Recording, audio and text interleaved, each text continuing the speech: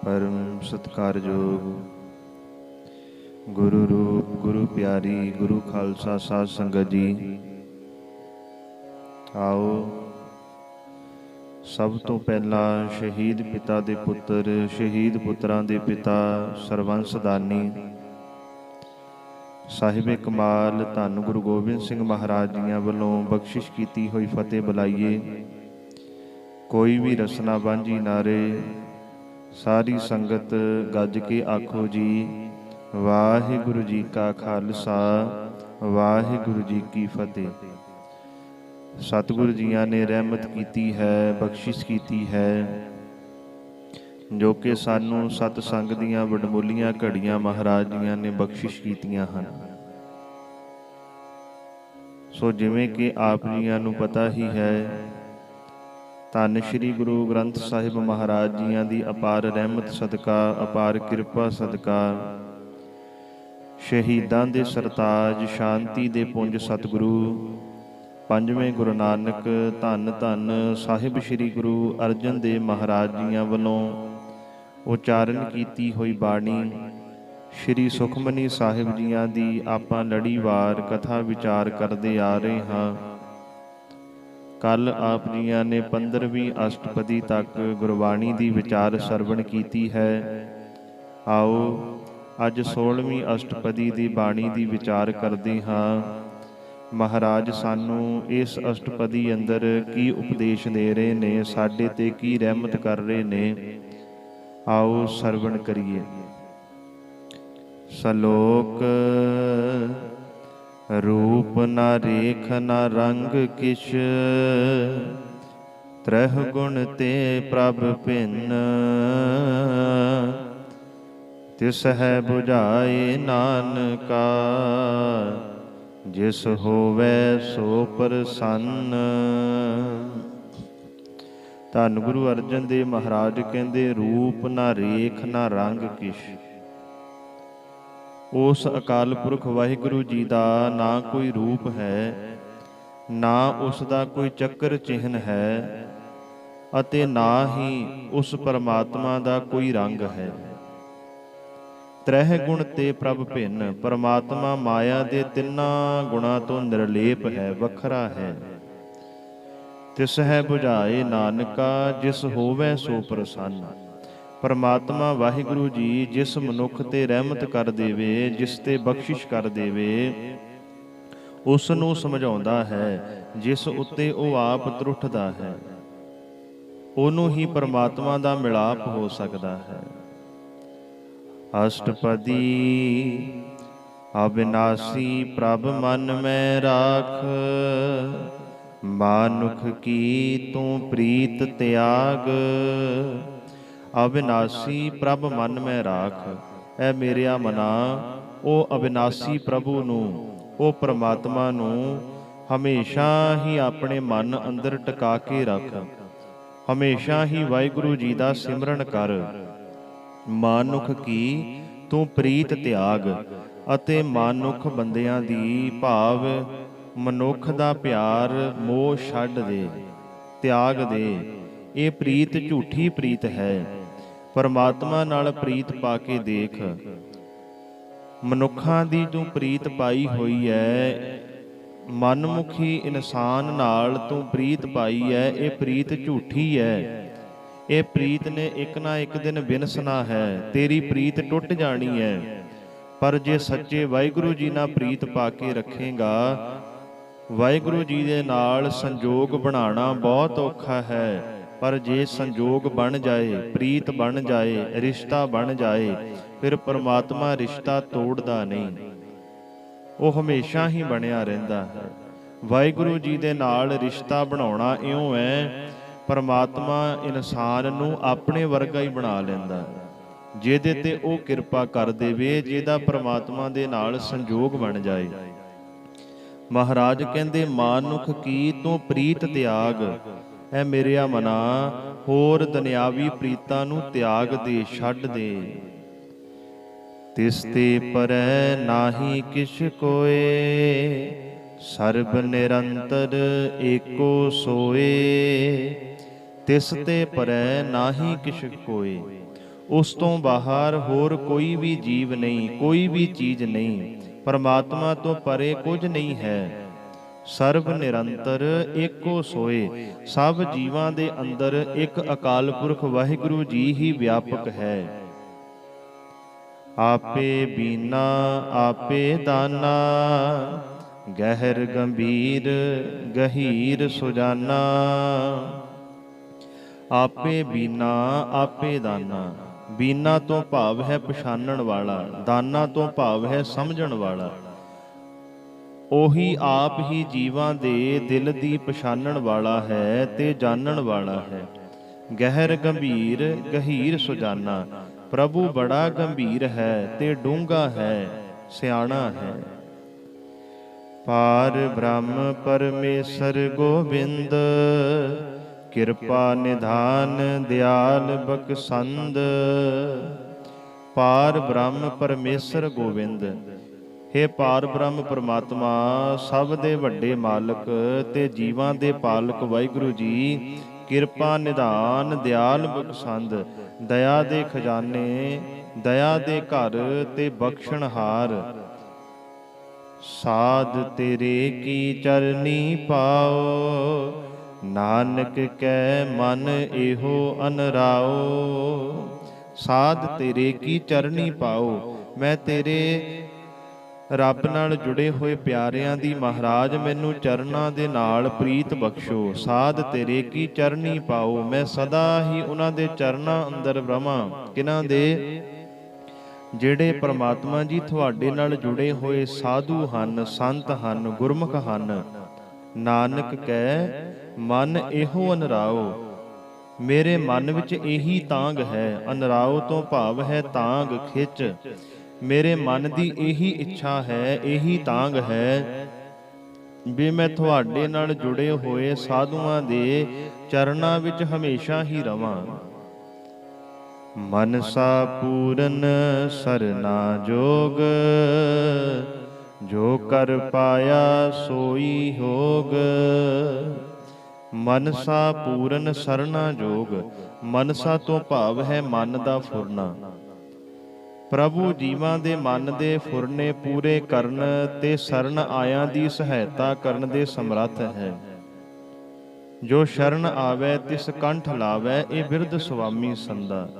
ਪਰਮਾਤਮਾ ਦੀ ਸ਼ਰਨ ਵਿੱਚ ਜਿਹੜਾ ਵੀ ਆ ਜਾਏ, ਪਰਮਾਤਮਾ ਵਾਹਿਗੁਰੂ ਜੀ ਉਹਦੀਆਂ ਗਲਤੀਆਂ ਨਹੀਂ ਦੇਖਦੇ, ਉਹਦੀਆਂ ਭੁੱਲਾਂ ਨਹੀਂ ਦੇਖਦੇ। ਉਹਨਾਂ ਨੂੰ ਬਖਸ਼ ਲੈਂਦੇ ਹਨ ਤੇ ਆਪਣੇ ਗਲੇ ਨਾਲ ਲਾ ਦਿੰਦੇ ਹਨ। ਜਿਨ੍ਹਾਂ ਨੂੰ ਪਰਮਾਤਮਾ ਨੇ ਗਲੇ ਨਾਲ ਲਾ ਲਿਆ, ਮਹਾਰਾਜ ਕਹਿੰਦੇ ਮਨਸਾ ਪੂਰਨ ਸਰਨਾ ਜੋਗ। ਉਹਨਾਂ ਦੇ ਮਨ ਦੇ ਸਾਰੇ ਖੁਆਇਸ਼, ਮਨ ਦੇ ਫੁਰਨੇ ਉਹਨਾਂ ਦੇ ਪੂਰੇ ਹੋ ਜਾਂਦੇ ਹਨ। ਜੋ ਕਰ ਪਾਇਆ ਸੋਈ ਹੋਗ। ਜੋ ਉਸ ਨੇ ਜੀਵਾਂ ਦੇ ਹੱਥ ਉੱਤੇ ਲਿਖ ਦਿੱਤਾ, ਉਹੀ ਹੁੰਦਾ ਹੈ। ਹਰਨ ਭਰਨ ਜਾ ਕਾ ਨੇਤਰ ਫੋਰ, ਤਿਸ ਕਾ ਮੰਤਰ ਨਾ ਜਾਣੈ ਹੋਰ। ਹਰਨ ਭਰਨ ਜਾ ਕਾ ਨੇਤਰ ਫੋਰ। ਜਿਸ ਪ੍ਰਭੂ ਦਾ ਅੱਖ ਫਰਕਣ ਦਾ ਸਮਾਂ ਜਗਤ ਦੇ ਪਾਲਣ ਤੇ ਨਾਸ ਲਈ ਕਾਫੀ ਹੈ। ਪਰਮਾਤਮਾ ਵਾਹਿਗੁਰੂ ਜੀ ਅੱਖ ਦੇ ਫਰਕਣ ਸਮੇਂ ਅੰਦਰ ਸਾਰੇ ਜਗਤ ਦਾ ਪਾਲਣ ਵੀ ਕਰ ਸਕਦੇ ਹਨ। ਹਰਨ ਭਰਨ। ਹਰਨ ਤੋਂ ਭਾਵ ਹੈ ਨਾਸ ਕਰਨਾ, ਭਰਨ ਤੋਂ ਭਾਵ ਹੈ ਪਾਲਣਾ। ਪਰਮਾਤਮਾ ਆਪਣੇ ਹੱਕ ਦੇ ਫਰਕਣ ਦੇ ਸਮੇਂ ਅੰਦਰ ਪੂਰੀ ਸ੍ਰਿਸ਼ਟੀ ਨੂੰ ਬਚਾ ਕੇ ਰੱਖ ਸਕਦਾ ਹੈ। ਪਰ ਜੇ ਉਹ ਚਾਹੇ ਤਾਂ ਅੱਖ ਫਰਕਣ ਦੇ ਸਮੇਂ ਅੰਦਰ ਪੂਰੀ ਸ੍ਰਿਸ਼ਟੀ ਦਾ ਨਾਸ ਵੀ ਕਰ ਸਕਦਾ ਹੈ। ਤਿਸ ਕਾ ਮੰਤਰ ਨਾ ਜਾਣੈ ਹੋਰ। ਉਸ ਦਾ ਗੁੱਝਾ ਭੇਦ ਹੋਰ ਕੋਈ ਵੀ ਜੀਵ ਜਾਣ ਨਹੀਂ ਸਕਦਾ।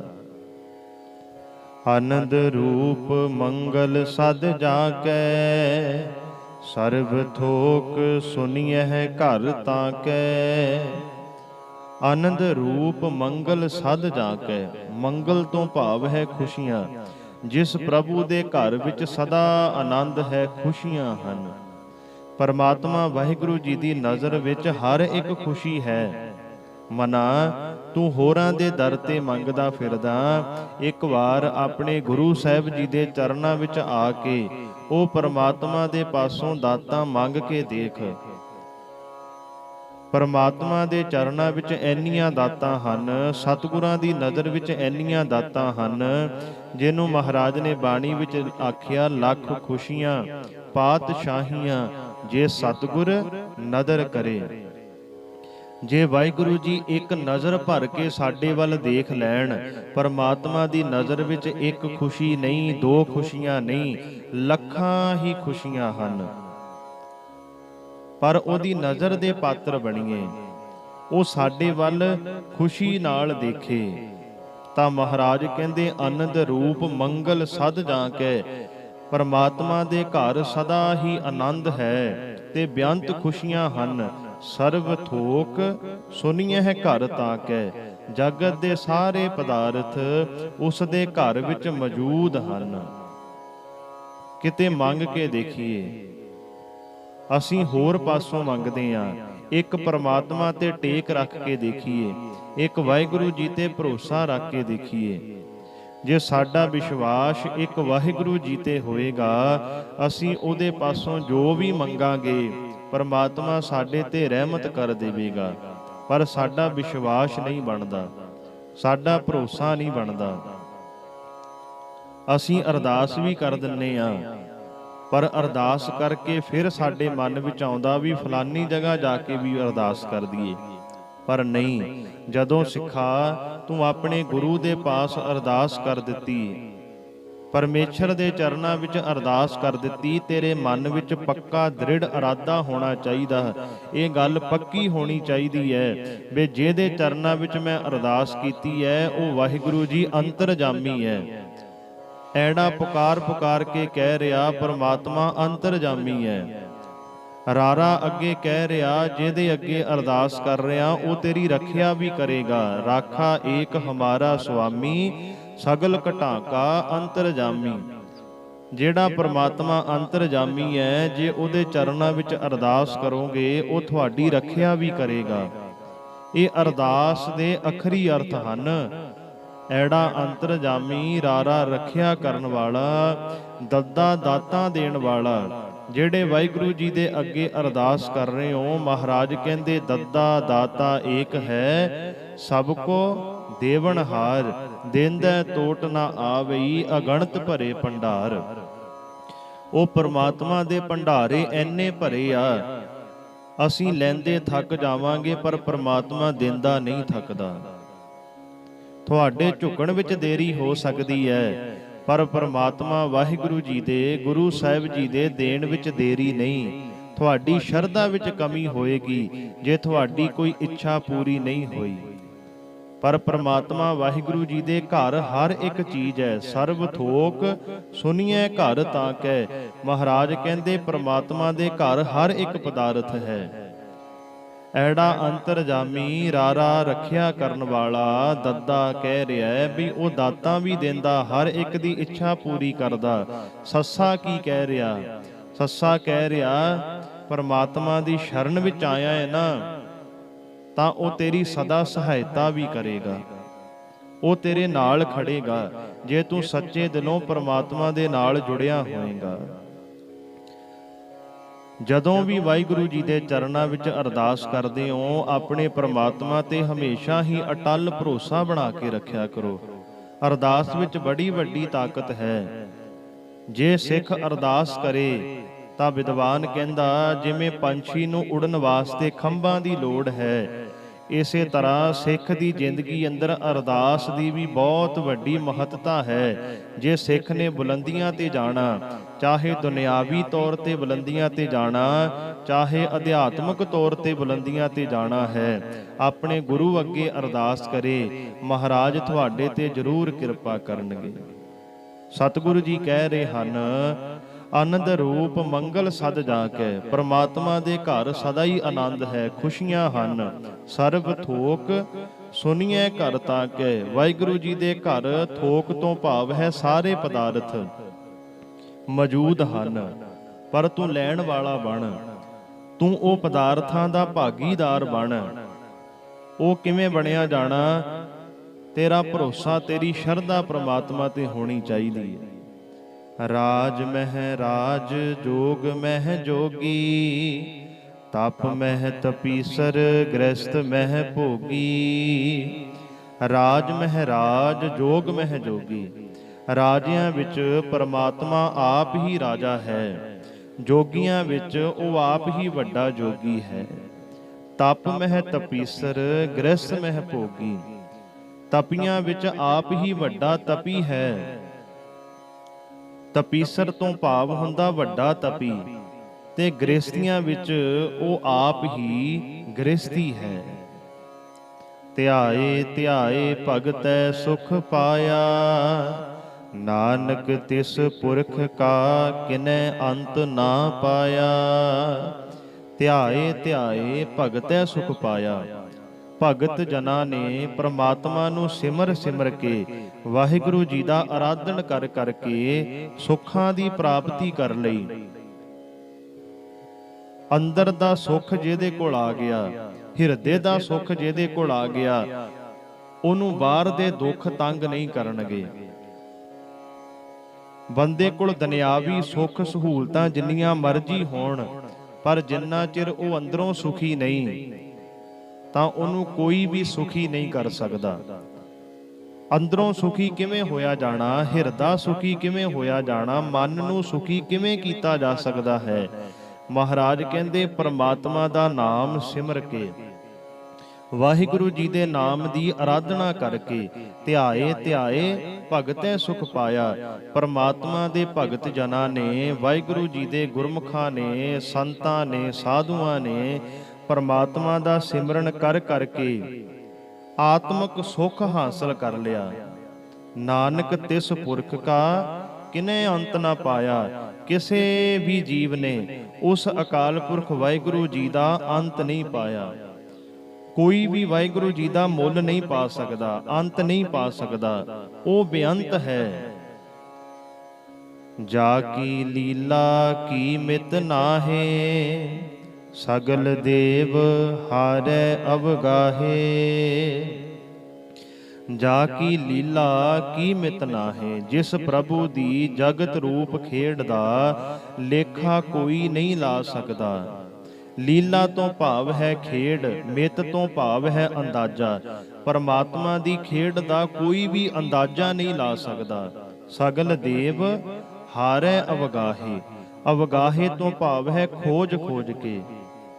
ਸਗਲ ਤੋਂ ਭਾਵ ਹੈ ਸਾਰੀ ਸ੍ਰਿਸ਼ਟੀ। ਉਸ ਨੂੰ ਖੋਜ ਖੋਜ ਕੇ ਸਾਰੇ ਦੇਵਤੇ ਵੀ ਥੱਕ ਗਏ, ਪਰ ਪਰਮਾਤਮਾ ਦੀ ਖੇਡ ਦਾ ਕਿਸੇ ਨੇ ਅੰਦਾਜ਼ਾ ਨਹੀਂ ਲਾਇਆ। ਪਿਤਾ ਕਾ ਜਨਮ ਕੇ ਜਾਣੈ ਪੂਤ, ਸਗਲ ਪਰੋਈ ਆਪਣੈ ਸੂਤ।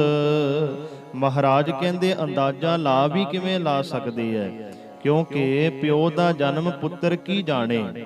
ਕਿਉਂਕਿ ਪੁੱਤਰ ਉਦੋਂ ਨਹੀਂ ਹੁੰਦਾ ਜਦੋਂ ਪਿਤਾ ਦਾ ਜਨਮ ਹੁੰਦਾ ਹੈ। ਪਿਤਾ ਕਾ ਜਨਮ ਕੇ ਜਾਣੈ ਪੂਤ। ਪਰਮਾਤਮਾ ਦੀ ਖੇਡ ਦਾ ਕੌਣ ਅੰਦਾਜ਼ਾ ਲਾ ਸਕਦਾ? ਕਿਉਂਕਿ ਉਹ ਆਦ ਤੋਂ ਹੈ। ਆਦ ਸੱਚ ਜੁਗਾਦ ਸੱਚ ਹੈ ਭੀ ਸੱਚ, ਨਾਨਕ ਹੋਸੀ ਭੀ ਸੱਚ। ਪਿਤਾ ਕਾ ਜਨਮ ਕੇ ਜਾਣੈ ਪੂਤ। ਪਿਤਾ ਦਾ ਜਨਮ ਪੁੱਤਰ ਕੀ ਜਾਣ ਸਕਦਾ ਹੈ। ਸਗਲ ਪਰੋਈ ਆਪਣੈ ਸੂਤ। ਜਿਵੇਂ ਮਾਲਾ ਦੇ ਮਣਕੇ ਧਾਗੇ ਵਿੱਚ ਪਰੋਏ ਹੁੰਦੇ ਹਨ, ਤਿਵੇਂ ਸਾਰੀ ਰਚਨਾ ਪ੍ਰਭੂ ਨੇ ਆਪਣੇ ਹੁਕਮ ਰੂਪ ਧਾਗੇ ਵਿੱਚ ਪਰੋ ਕੇ ਰੱਖੀ ਹੈ। ਸੋ ਮਤ ਗਿਆਨ ਧਿਆਨ ਜਿਨ ਦੇ, ਜਨ ਦਾਸ ਨਾਮ ਧਿਆਵਹਿ ਸੇ। ਸੋ ਮਤ ਗਿਆਨ ਧਿਆਨ ਜਿਨ ਦੇ, ਜਿਨ੍ਹਾਂ ਬੰਦਿਆਂ ਨੂੰ ਸੋਹਣੀ ਮਤ ਉਸ ਅਕਾਲ ਪੁਰਖ ਵਾਹਿਗੁਰੂ ਜੀ ਨੇ ਦਿੱਤੀ ਤੇ ਸੁਰਤ ਜੋੜਨ ਦੀ ਦਾਤ ਪ੍ਰਮਾਤਮਾ ਵਾਹਿਗੁਰੂ ਜੀ ਨੇ ਬਖਸ਼ ਦਿੱਤੀ। ਜਨ ਦਾਸ ਨਾਮ ਧਿਆਵੈ ਸੇ। ਉਹੀ ਸੇਵਕ, ਉਹੀ ਜਨ, ਉਹੀ ਮਨੁੱਖ ਪਰਮਾਤਮਾ ਦਾ ਨਾਮ ਸਿਮਰਦੇ ਹਨ, ਜਿਨ੍ਹਾਂ ਉੱਤੇ ਅਕਾਲ ਪੁਰਖ ਵਾਹਿਗੁਰੂ ਜੀ ਨੇ ਆਪਣੀ ਰਹਿਮਤ ਕਰ ਦਿੱਤੀ। ਸੋ ਮਤ ਗਿਆਨ, ਜਿਨ੍ਹਾਂ ਨੂੰ ਸੋਹਣੀ ਮਤ ਦੇ ਦਿੱਤੀ। ਧਿਆਨ ਜਿਨ ਦੇ, ਸੁਰਤ ਜੋੜਨ ਦੀ ਦਾਤ ਜਿਨ੍ਹਾਂ ਨੂੰ ਵਾਹਿਗੁਰੂ ਜੀ ਨੇ ਬਖਸ਼ ਦਿੱਤੀ। ਜਨ ਦਾਸ ਨਾਮ ਧਿਆਵਹਿ ਸੇ। ਉਹੀ ਮਨੁੱਖ, ਉਹੀ ਸੇਵਕ ਪਰਮਾਤਮਾ ਦਾ ਸਿਮਰਨ ਕਰਦੇ ਹਨ। ਤਿਹ ਗੁਣ ਮਹਿ ਜਾ ਕੋ ਪਰਮਾਏ, ਜਨਮ ਮਰਹਿ ਫਿਰ ਆਵੈ ਜਾਏ। ਪਰ ਜਿਨ੍ਹਾਂ ਨੂੰ ਉਸ ਪ੍ਰਮਾਤਮਾ ਨੇ ਮਾਇਆ ਦੇ 3 ਗੁਣਾਂ ਵਿੱਚ ਭਰਮਾਇਆ ਹੋਇਆ ਹੈ, ਤਿਹ ਗੁਣ ਮਹਿ ਜਾ ਕੋ ਭਰਮਾਏ, ਜਿਨ੍ਹਾਂ ਨੂੰ ਮਾਇਆ ਦੇ 3 ਗੁਣਾਂ ਵਿੱਚ ਮਹਾਰਾਜ ਜੀਆਂ ਨੇ ਭਰਮਾਇਆ ਹੋਇਆ ਹੈ, ਜਨਮ ਮਰੈ ਫਿਰ ਆਵੇ ਜਾਏ। ਉਹ ਜੰਮਦੇ ਹਨ, ਮਰਦੇ ਹਨ ਤੇ ਮੁੜ ਮੁੜ ਜਗਤ ਵਿੱਚ ਆਉਂਦੇ ਤੇ ਜਾਂਦੇ ਰਹਿੰਦੇ ਹਨ। ਊਚ ਨੀਚ ਤਿਸ ਕੇ ਅਸਥਾਨ, ਜੈਸਾ ਜਨਾਵੈ ਤੈਸਾ ਨਾਨਕ ਜਾਨ। ਊਚ ਨੀਚ ਤਿਸ ਕੇ ਅਸਥਾਨ, ਸੋਹਣੀ ਮੱਤ ਵਾਲੇ ਬੰਦੇ, ਉੱਚੇ ਬੰਦਿਆਂ ਦੇ ਹਿਰਦੇ, ਤ੍ਰਹਿ ਗੁਣੀ ਨੀਚ ਬੰਦਿਆਂ ਦੇ ਮਨ, ਇਹ ਸਾਰੇ ਉਸ ਪ੍ਰਭੂ ਨੇ ਆਪਣੇ ਹੀ ਟਿਕਾਏ ਹਨ। ਭਾਵ ਸਭ ਵਿੱਚ ਉਹ ਵਸਦਾ ਹੈ। ਊਚ ਨੀਚ ਤਿਸ ਕੇ ਅਸਥਾਨ, ਪਰਮਾਤਮਾ ਉੱਚਿਆਂ ਵਿੱਚ ਵੀ ਹੈ ਤੇ ਨੀਵਿਆਂ ਵਿੱਚ ਵੀ ਵਸਦਾ ਹੈ। ਜੈਸਾ ਜਨਾਵੈ ਤੈਸਾ ਨਾਨਕ ਜਾਨ, ਜਿਹੋ ਜਿਹੀ ਬੁੱਧ ਦਿੰਦਾ ਹੈ, ਜਿਹੋ ਜਿਹੀ ਉਹ ਮੱਤ ਬਖਸ਼ਦਾ ਹੈ, ਤੇਹੋ ਜਿਹੀ ਸਮਝ ਵਾਲਾ ਜੀਵ ਬਣ ਜਾਂਦਾ ਹੈ। ਨਾਨਾ ਰੂਪ ਨਾਨਾ ਜਾ ਕੇ ਰੰਗ, ਨਾਨਾ ਭੇਖ ਕਰਹਿ ਇਕ ਰੰਗ। ਨਾਨਾ ਰੂਪ ਨਾਨਾ ਜਾ ਕੇ ਰੰਗ, ਹੇ ਪ੍ਰਮਾਤਮਾ ਤੂੰ ਜਿਸ ਦੇ ਕਈ ਰੂਪ ਤੇ ਕਈ ਰੰਗ ਹਨ। ਪਰਮਾਤਮਾ ਦੇ ਕਈ ਰੂਪ ਹਨ ਤੇ ਕਈ ਰੰਗ ਹਨ। ਹੇ ਪ੍ਰਭੂ ਤੂੰ ਜਿਸ ਦੇ ਕਈ ਰੂਪ ਤੇ ਕਈ ਰੰਗ ਹਨ, ਨਾਨਾ ਰੂਪ ਨਾਨਾ ਜਾ ਕੇ ਰੰਗ। ਪਰਮਾਤਮਾ ਆਪ ਹੀ ਰੰਗਾਂ ਵਿੱਚ ਹੈ ਤੇ ਆਪ ਹੀ ਇਹਨਾਂ ਤੋਂ ਨਿਰਲੇਪ ਵੀ ਹੈ। ਰੂਪ ਨਾ ਰੇਖ ਨਾ ਰੰਗ ਕਿਛ, ਤ੍ਰਹਿ ਗੁਣ ਤੇ ਸਭ ਭਿੰਨ। ਮਹਾਰਾਜ ਕਹਿੰਦੇ ਇਹਨਾਂ ਤੋਂ ਨਿਰਲੇਪ ਵੀ ਪਰਮਾਤਮਾ ਆਪ ਹੀ ਹੈ। ਤੇ ਇੱਥੇ ਮਹਾਰਾਜ ਕਹਿੰਦੇ ਨਾਨਾ ਰੂਪ ਨਾਨਾ ਜਾ ਕੇ ਰੰਗ, ਪਰਮਾਤਮਾ ਦੇ ਕਈ ਰੂਪ ਹਨ ਤੇ ਕਈ ਰੰਗ ਹਨ। ਨਾਨਾ ਭੇਖ ਕਰਹਿ ਇਕ ਰੰਗ, ਕਈ ਭੇਖ ਧਾਰਦਾ ਹੈ ਤੇ ਫਿਰ ਵੀ ਇੱਕੋ ਤਰ੍ਹਾਂ ਦਾ ਹੈ। ਪਰਮਾਤਮਾ ਕਈ ਭੇਖ ਧਾਰ ਲੈਂਦਾ ਤਾਂ ਬਾਅਦ ਵਿੱਚ ਫਿਰ ਇੱਕ ਹੋ ਜਾਂਦਾ ਹੈ। ਨਾਨਾ ਬਿਦ ਕੀਨੋ ਵਿਸਥਾਰ, ਪ੍ਰਭ ਅਬਿਨਾਸੀ ਏਕੰਕਾਰ। ਨਾਨਾ ਬਿਦ ਕੀਨੋ ਵਿਸਤਾਰ, ਉਸਨੇ ਜਗਤ ਦਾ ਪਸਾਰਾ ਕਈ ਤਰੀਕਿਆਂ ਦੇ ਨਾਲ ਕੀਤਾ ਹੋਇਆ ਹੈ। ਬਹੁਤ ਤਰੀਕਿਆਂ ਦੇ ਨਾਲ ਪਰਮਾਤਮਾ ਨੇ ਜਗਤ ਦਾ ਪਸਾਰਾ ਕੀਤਾ। ਸਾਨੂੰ ਸੂਰਜ ਇੱਕ ਲੱਗਦਾ, ਪਰ ਇਹਦੇ ਨਾਲ ਦੇ ਸੂਰਜ ਹੋਰ ਪਤਾ ਹੀ ਨਹੀਂ ਕਿੰਨੇ ਕੁ ਹਨ। ਆਹ ਧਰਤੀ ਨਾਲ ਦੀਆਂ ਧਰਤੀਆਂ ਪਤਾ ਹੀ ਨਹੀਂ ਕਿੰਨੀਆਂ ਹਨ। ਕਿੱਡਾ ਬ੍ਰਹਿਮੰਡ ਉਹ ਪ੍ਰਮਾਤਮਾ ਨੇ ਰਚਾਇਆ ਹੋਇਆ ਹੈ। ਬੜੇ ਤਰੀਕਿਆਂ ਦੇ ਨਾਲ ਪ੍ਰਮਾਤਮਾ ਨੇ ਜਗਤ ਦਾ ਪਸਾਰਾ ਕੀਤਾ ਹੈ। ਪ੍ਰਭ ਅਬਿਨਾਸੀ ਏਕੰਕਾਰ, ਪਰਮਾਤਮਾ ਨਾਸ ਰਹਿਤ ਹੈ, ਉਹ ਅਬਿਨਾਸੀ ਹੈ ਤੇ ਸਭ ਥਾਈਂ ਇੱਕ ਆਪ ਹੀ ਆਪ ਹੈ, ਨਾਸਾਂ ਤੋਂ ਰਹਿਤ ਹੈ। ਤੇ ਵਾਹਿਗੁਰੂ ਪਰਮਾਤਮਾ ਜੀ ਹਰ ਇੱਕ ਜਗ੍ਹਾ ਵਸਿਆ ਹੋਇਆ। ਇੱਕ ਹੋਣ ਦੇ ਨਾਤੇ ਵੀ ਪਰਮਾਤਮਾ ਹਰ ਇੱਕ ਥਾਂ ਤੇ ਹਰ ਇੱਕ ਜੀਵ ਵਿੱਚ ਹਰ ਇੱਕ ਜਗ੍ਹਾ ਪਰਮਾਤਮਾ ਮੌਜੂਦ ਹੈ। ਨਾਨਾ ਚਲਤ ਕਰੇ ਖਿਨ ਮਾਹੇ, ਪੂਰ ਰਹਿਓ ਪੂਰਨ ਸਭ ਠਾਏ। ਨਾਨਾ ਚਲਤ ਕਰੇ ਖਿਨ ਮਾਹੇ, ਕਈ ਤਮਾਸ਼ੇ ਪ੍ਰਭੂ ਪਲਕ ਵਿੱਚ ਕਰ ਦਿੰਦਾ ਹੈ। ਚਲਤ ਤੋਂ ਭਾਵ ਹੈ ਕੌਤਕ ਤਮਾਸ਼ੇ, ਖਿਨ ਤੋਂ ਭਾਵ ਹੈ ਅੱਖ ਝਮਕਣ ਦੇ ਸਮੇਂ ਅੰਦਰ। ਪਰਮਾਤਮਾ ਕਈ ਤਮਾਸ਼ੇ ਕਰ ਦਿੰਦਾ ਅੱਖ ਝਮਕਣ ਦੇ ਸਮੇਂ ਅੰਦਰ, ਖਿਨ ਵਿੱਚ ਹੀ।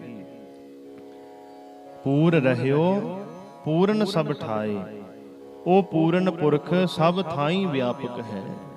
ਨਾਨਾ ਬਿਦ ਕਰ ਬਨਤ ਬਨਾਈ, ਆਪਣੀ ਕੀਮਤ ਆਪੇ ਪਾਈ।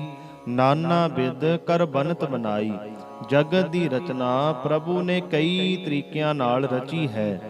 ਆਪਣੀ ਕੀਮਤ ਆਪੇ ਪਾਈ, ਆਪਣੀ ਵਡਿਆਈ ਦਾ ਮੁੱਲ ਉਹ ਆਪ ਹੀ ਜਾਣਦਾ ਹੈ। ਕੋਈ ਵੀ ਪ੍ਰਮਾਤਮਾ ਦਾ ਮੁੱਲ ਨਹੀਂ ਜਾਣ ਸਕਦਾ। ਪ੍ਰਮਾਤਮਾ ਬੇਅਣਮੁੱਲਾ ਹੈ। ਕੋਈ ਵੀ ਵਾਹਿਗੁਰੂ ਜੀ ਦਾ ਮੁੱਲ ਨਹੀਂ ਪਾ ਸਕਦਾ। ਆਪਣੀ ਕੀਮਤ ਆਪੇ ਪਾਈ। ਉਹ ਆਪ ਹੀ ਜਾਣਦਾ ਹੈ ਵੀ ਪ੍ਰਮਾਤਮਾ ਵਾਹਿਗੁਰੂ ਕਿੰਨਾ ਅਨਮੁੱਲ ਹੈ।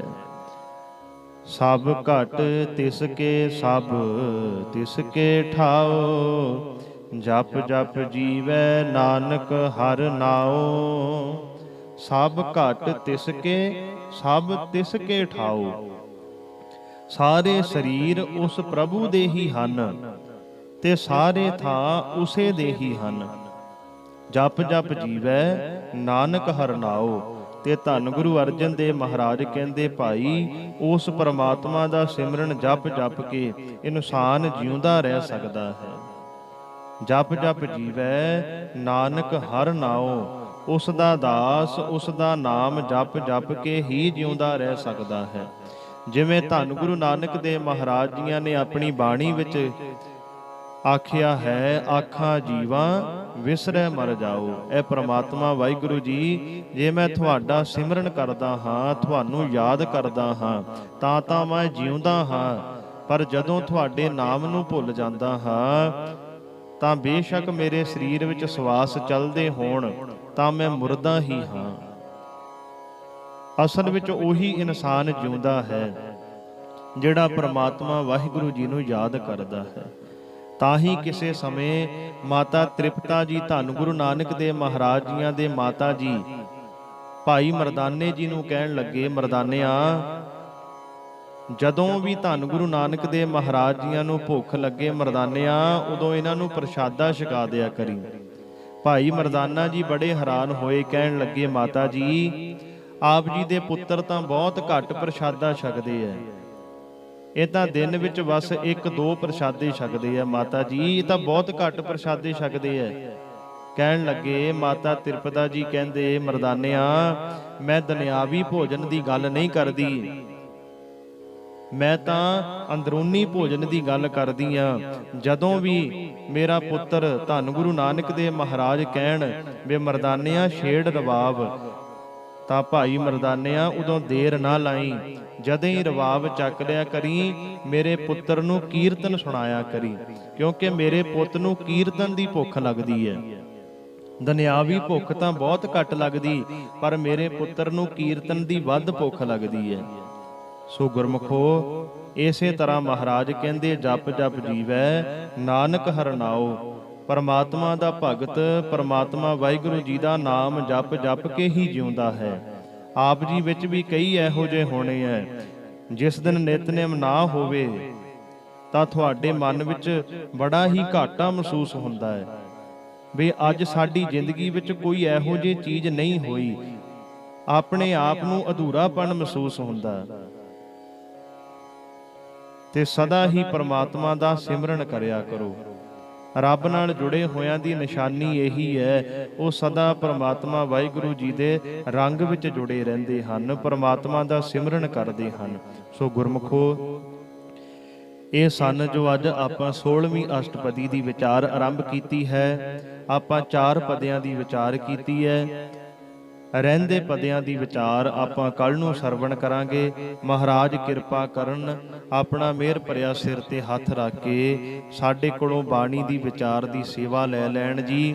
ਧੰਨਵਾਦ ਆਪ ਸਮੂਹ ਸੰਗਤਾਂ ਦਾ। ਉਪਦੇਸ਼ ਮੇਰੇ ਸਤਿਗੁਰੂ ਜੀਆਂ ਦਾ ਜਾਣ ਕੇ ਹਿਰਦਿਆਂ ਦੇ ਅੰਦਰ ਵਸਾਓ। ਭੁੱਲਾਂ ਸਾਡੀ ਝੋਲੀ ਵਿੱਚ ਪਾ ਦਿਓ। ਗੁਰੂ ਵਾਲੇ ਬਣੋ, ਅੰਮ੍ਰਿਤ ਛਕੋ ਜੀ। ਬੁਲਾਓ ਫਤਿਹ। ਵਾਹਿਗੁਰੂ ਜੀ ਕਾ ਖਾਲਸਾ, ਵਾਹਿਗੁਰੂ ਜੀ ਕੀ ਫਤਿਹ।